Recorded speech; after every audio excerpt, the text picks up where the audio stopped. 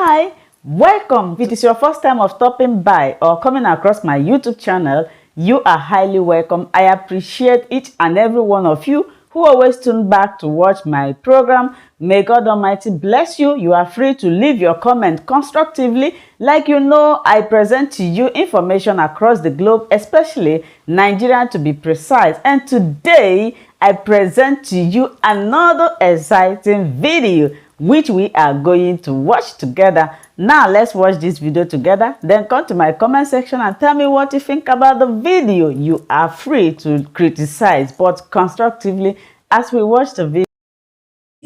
Of the personality of Bianca, whether you hate her or you don't, or you love her, she is a personality. You may like her personality or you may not like her personality. She is the living wife of somebody that is highly revered in the state and highly revered in Alibu, and even outside of Igbo people.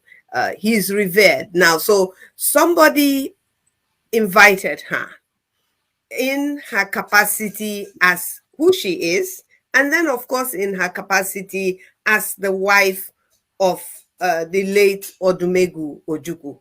I think that having been invited to an occasion, a grand occasion such as that she was within her rights to be there if she chose to honor that invitation. She was within her rights to be there first as Bianca, as a living human being, a woman that has achieved a lot, you know, in some of our eyes, maybe not in everybody's eyes, but she's achieved. And then as the wife of Odumegwu Ojukwu. So I believe that, having heard the story, first of all, like the governor's wife was not even at the event with her husband, which she should have been, because this is a time where they are handing over, she as first lady, to the incoming governor, and his wife as first lady. She came late. Now Bianca herself has said that she was reeking of alcohol. Now that's between Bianca and her and people around them as to whether she was or she was not. I am repeating what Bianca has said. So like my grandmother would say, na shashi, onye gwaram shashi. So that if I'm telling a lie, let the person who told me be the liar, because I'm repeating what I heard. I didn't see, I didn't smell.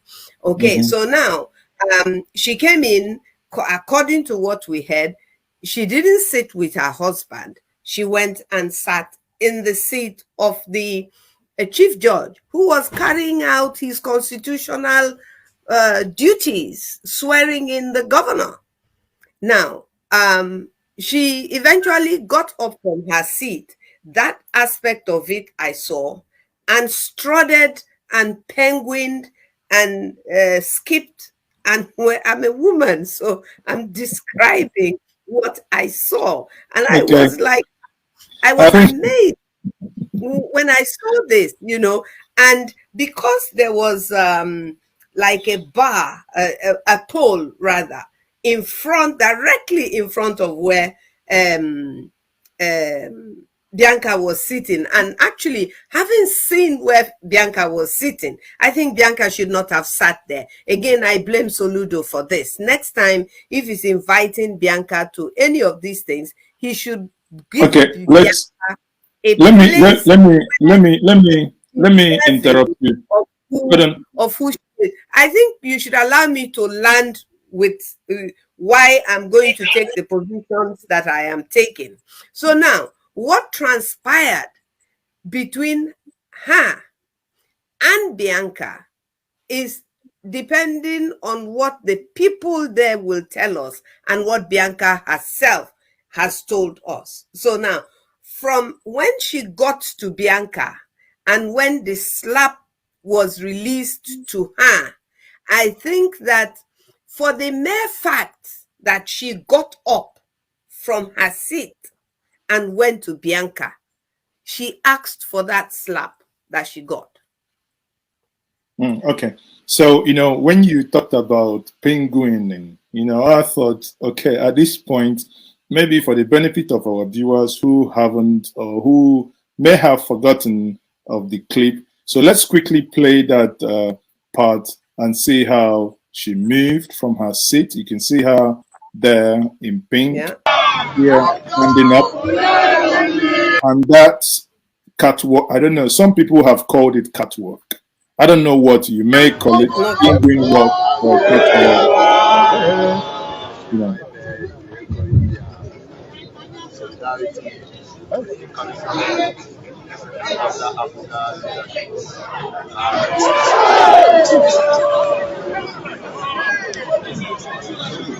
So at this stage, at this point, the journalists have been asked to remove or to stop recording, to stop, don't get anything out. But I think from your point of view, the provocation happened for the fact that she stood up. And, if you watch the video, if you have zoomed it, which we do have another clip where it is zoomed a little bit, and you kind of get a perspective from another angle, it appears that she touched Bianca. It wasn't only a verbal assault. There was also, as it may appear, a physical assault to that. Do you think that probably would have aggravated the whole scenario to the point of the slap fiesta that we saw? I mean, many people are saying that is a slap that was, that happened in Oka and resoundingly heard all over the world globally.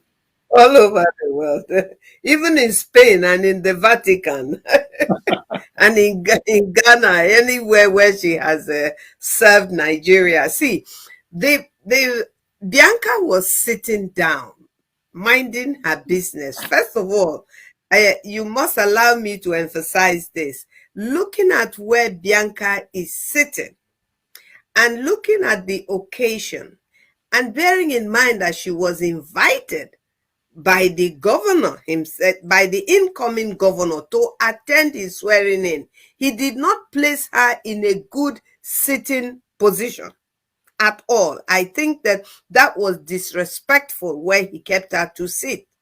Next time, if he wants her to attend his program, he must sit her in a proper place. It is wrong to put her on a stage there and put her in a chair, on an ordinary chair behind comfortable chairs. She deserves more than that. So perhaps that may have given the impetus which picked up Mrs. Obiano from her seat, unwillingly, if you like, because I'm hearing that her husband himself was shocked that she got up, picked her up from her seat, and took her to another woman's seat to have a verbal confrontation with somebody who did not call her to come to her. She physically went to Ojukwu's wife, and whatever she said to Ojukwu's wife that made Ojukwu's wife to react in the way that she reacted, that is Ojukwu's wife prerogative, and she exercised that right.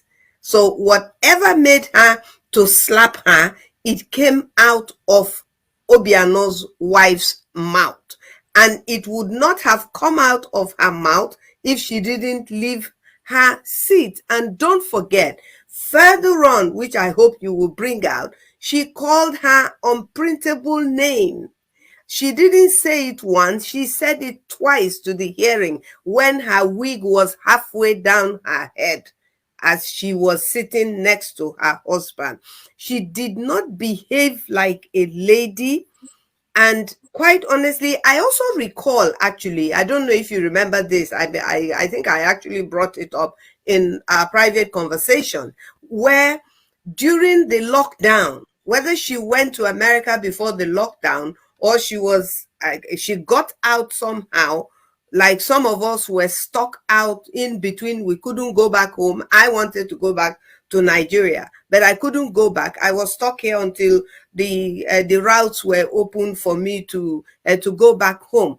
And she was, as a governor's wife, she was one of the people in Nigerian, I don't know whether she has dual nationality, that was able to take The the COVID shot. coronavirus Yes. COVID shot. And Globally, she was one of those. Yes. she was sitting in a jeep advising people in Nigeria who don't even have access. At that time, this vaccine had not even gotten into Africa, not talk of Nigeria. Nigeria was still begging to see, as usual, to see who is going to dash them a vaccine, whether it's China or Russia or whoever is going to dash them vaccine. Now, she was, as a governor's wife, if she was privileged to take, and this shows the sort of person that she is, if she was privileged to be exposed to be one of the first people amongst even Americans to take this shot, the fact that she made such a show shows a level of recklessness as a government official, because she is the first lady of a state in Nigeria merely and only because her husband has been given the grace by his people to serve them. She didn't sit for an exam to become the first lady. She was merely married to a man who eventually became a governor. That did not make her the spokesperson to now be sitting in America, if you like, and taunting people who did not have the capacity, the ability, the opportunity that she seems to have had, only because she's the governor of Anambra State, to be telling people how good it is to have this vaccine. So if that is the type of person that she is, I'm not surprised as a woman. I'm talking as a woman, I'm talking as a mother, as a sister, as a niece, as everything women are, for her to leave her seat where she was seated by her husband. She is not the governor of the state. She was not elected first lady. She is married to a man who is a governor, with whose responsibility comes with the office of the first lady, which I query constantly. What do we need the office of first ladies for? What exactly do they do apart from slapping men and women when they have the opportunity, and giving food for men, military men, to carry for them, and carrying their bags and things like that? What else is it that they do for the people that their husbands are supposed to be governing? That is why I like some governors' wives, people like my governor's wife. Before you see her in public, you better believe that that thing is in her husband's interest. If not in his campaigns, in all this is commissioning of things and stuff like that, she doesn't go, because she is a judge. She's a chief, either a chief judge or a judge, and she's looking for her future in the legal profession. Her husband will one day leave office, which is going to leave office next year, and she will still remain in the legal profession. Now, there are people here in the comment section saying that when this catwalk happened, that that Bianca should have walked away, or that Bianca should have either ignored her or walked away, that violence has never been a means of achieving anything.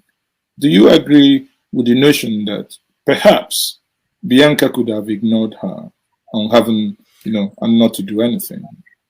See, let me tell you, we're all Nigerians, I beg. We're all women, I beg. That a woman is single. If you're married, one day You may either be unmarried, or you may be a widow, or if you're lucky, you may live until a day or so apart with you and your husband. It happens occasionally to other people. A husband dies today, his wife dies tomorrow. But the fact that a woman is married or is not married does not make her any less of a human being.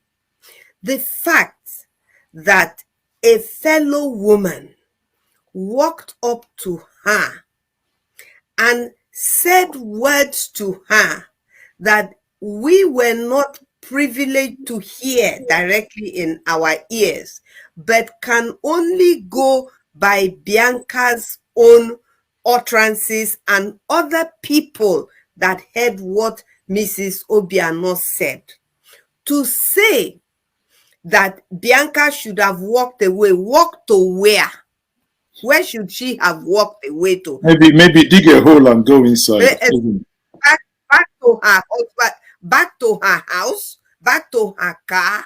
Why should she walk away when a fellow woman comes to confront her, insulting her? Why should she walk away? Maybe even extending that insult to her husband. Why should she walk away? No. Whether her husband is dead or whether her husband is alive, this is her way of loving him and expressing that love. She was invited to that place. She was not informed at any time of the invitation that she may be insulted by the outgoing governor's wife.